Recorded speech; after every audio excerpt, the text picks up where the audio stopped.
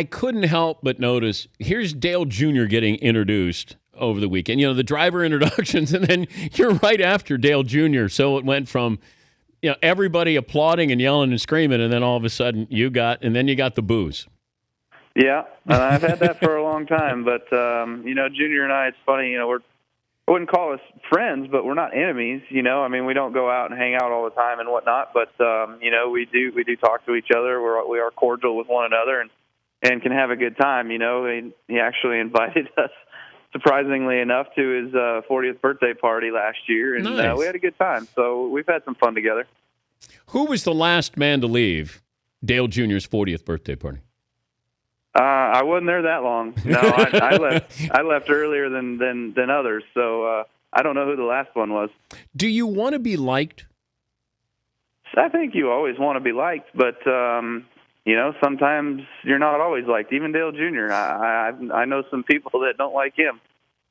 But because sometimes you can embrace it that they don't like you. His dad was the intimidator, so it's kind of interesting how you're portrayed or profiled, and then you're stuck with that. Either you embrace it or not. When did you learn to embrace it? I guess it was probably 2008 when I made the move from Hendrick Motorsports to Joe Gibbs Racing, and I remember Tony Stewart being my teammate, and he'd come up to me and talk to me a little bit and just tell me, hey.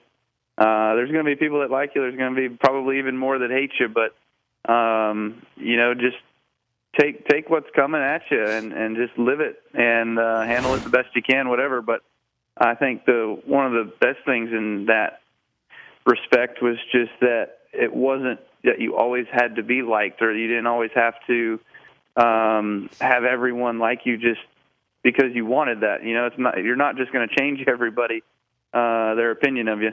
Well, also, you just want them to know who you are. So it might be for that they don't like you, but sometimes they don't like you because you're good at what you do.